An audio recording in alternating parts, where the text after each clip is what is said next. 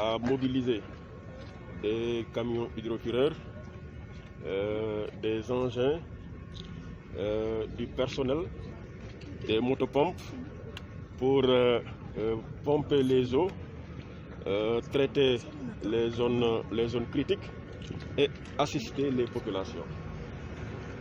Cette opération a donné d'excellents résultats et aujourd'hui que la plupart des sites ont été libérés des eaux, nous procédons à une seconde phase.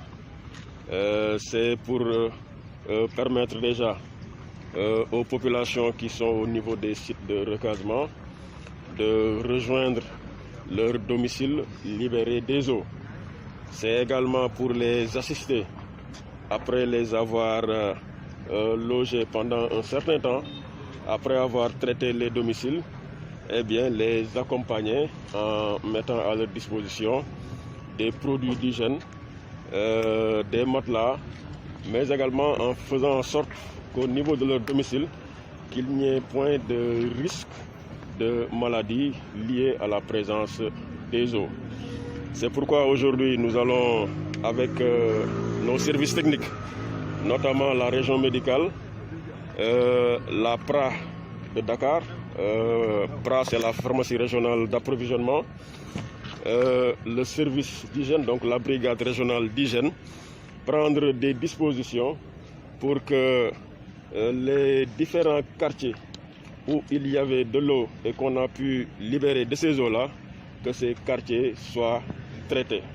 Je dois dire également que le traitement a démarré, mais nous allons accélérer le rythme pour que, évidemment, enrayer tout risque de contamination, tout risque de maladie liée à la présence des eaux. Maintenant, vous allez certainement vous dire qu'il y a des coins où on est encore en train de travailler. Effectivement, on a enregistré une pluie le mardi, si mes souvenirs sont bons, avec 37 mm d'eau enregistrée à Keur Massar, ce qui a un tout petit peu retardé les choses, les compliqué. Mais nous sommes en train également, pour ces dernières pluies-là, de continuer le traitement. Aujourd'hui, je suis en mesure de vous dire que des motopompes ont déjà été acquises par le ministère de l'Intérieur et une partie de ces motopompes a été mise à la disposition de la région de Dakar et effectivement distribuée aux différents acteurs avec un appui en carburant pour poursuivre le travail et l'achever.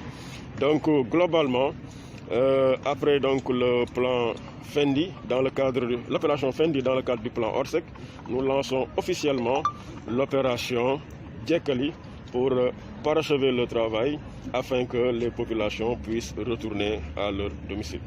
Effectivement, nous avions la présence de familles à Keur Massar, donc au site de recasement de Keur Massar, mais également au site de recasement de Djahaï.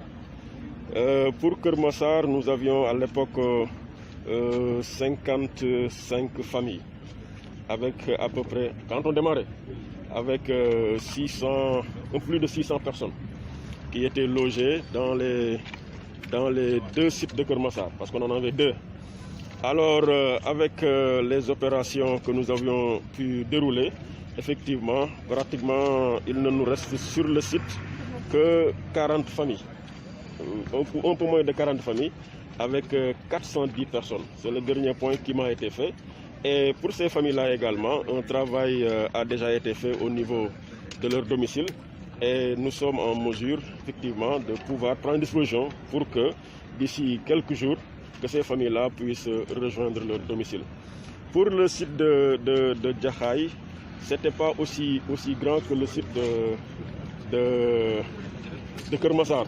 Nous avions à peu près une vingtaine de familles, un peu plus d'une vingtaine de familles logées à Djahaï, avec à peu près 130 personnes.